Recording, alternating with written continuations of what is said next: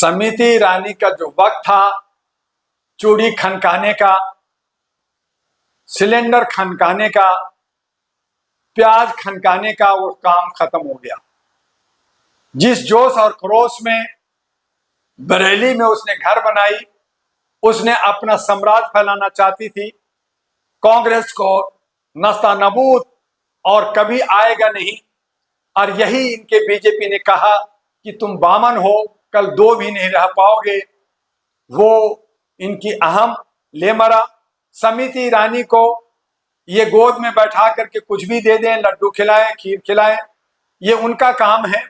लेकिन ये संवैधानिक तरीका ठीक नहीं है कि राज्यसभा का में घुसा करके जो कोई कहीं से जीता ना हो और उसको मंत्री बना करके ये जो हमारे जनप्रतिनिधियों को बेइज्जत किया जाता है, ये हमारे जनता के विश्वास को तार तार किया जाता है, ये उचित नहीं है। तो जो लोग सगुफा बना रहे हैं, पावरफुल नेता है, राहुल गांधी को काहे को पावरफुल है, आप उसको जानते कितना है?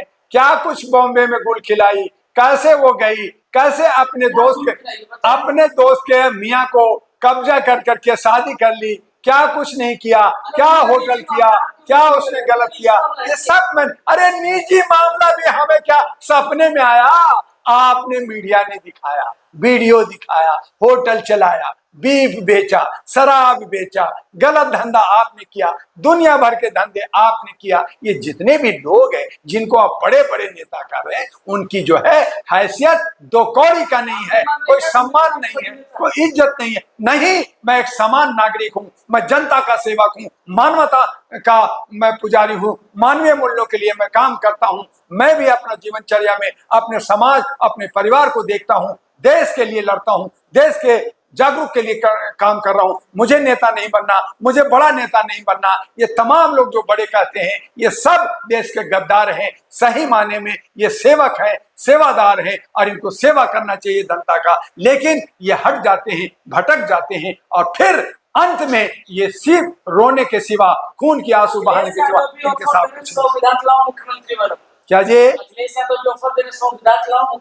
देखिए, सुनिए, सवाल ये है कि जितने भी बुजुर्ग 60 से ऊपर वाले, 70 से ऊपर वाले ये राज करते रहे, अब हर जगह, चाहे कांग्रेस हो, बीजेपी हो, समाजवादी हो, मायावती हो, ममता हो, स्टालिन हो, उद्धव ठाकरे, हर जगह उनके बच्चे आगे आ रहे हैं।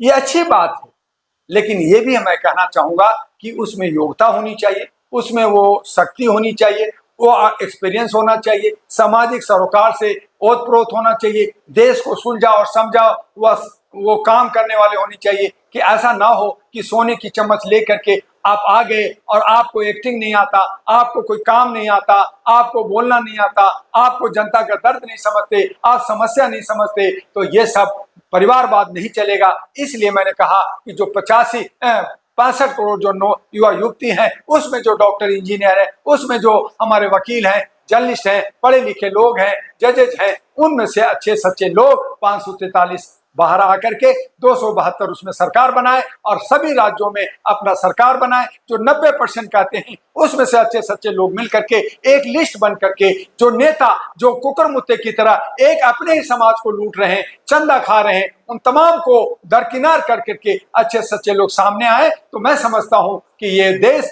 हमारा खुशहाल हो सकता है। इन परिवारवाद से हम अलग हो सकते हैं, कारपोरेट पार्टियों से हम अलग हो सकते हैं, और तमाम जनता को सोचना होगा कि ये जो विधायिका जहां ये नौकरी करते हैं, जो सेवक हैं, जो 3 लाख और 4 लाख सैलरी लेते हैं, वो आप भी सैलरी लें, आप भी सारी सहूलियतें लें, लेकिन उसके लिए आपको आगे आना होगा, उससे सामना करना होगा। डरने की जरूरत नहीं है, और डर को भगाइए। डॉक्टर दुआ से मिलिए, आहरा नेशनल पार्टी से मिलिए, आपको रास्ता मिलेगा। आपको उत्तर प्रदेश हो चाहे अन्य राज्य हो, जहां भी विकृतियां हैं, उन चीजों को खत्म कीजिए। साधु को साधु होना चाहिए, मुल्ला को मुल्ला होना चाहिए। जो जिस व्यवसाय में काम है, जिस रास्ते में है, वहां पे वो सुस्ता के साथ करें, लेकिन हर जगह एक दूसरे की टांगे अड़ाएंगे, घुसेंगे, तो ये जो है अराजकता फैलेगी और देश कमजोर होगा।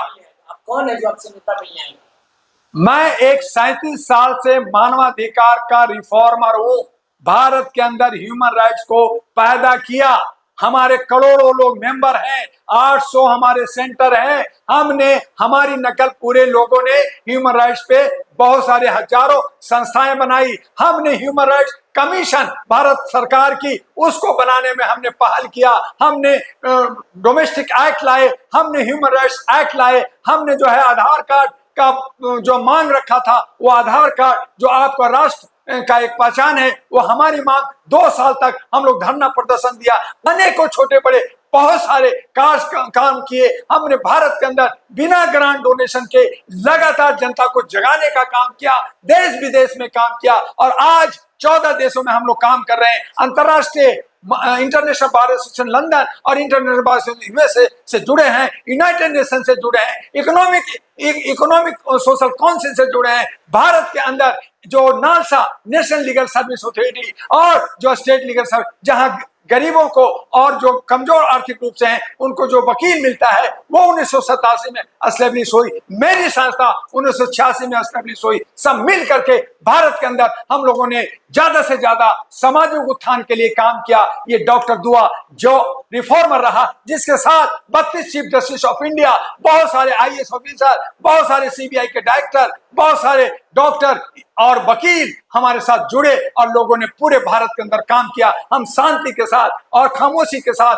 काम करते हैं। हम उद्यम नहीं मचाते, हम असामाजिक काम नहीं करते। हम संविधान के दायरे में रह करके हम लोग काम करते हैं। जिनको आप सड़कों पे डांस करते हुए और धरना प्रदर्शन करते हुए आप लोग देखते हैं, आप उसको लीडर मानते हैं, लेकिन जो लोग जमीन से जुड़ के काम करते हैं, जिन जो जमीनों और लोगों के दिलों में जाके काम करते हैं, उनको आप नहीं जानते। हम उन तमाम चीजों को काम किया है। आज अगर कहीं मानवता की आवाज उठ रही है, आज कहीं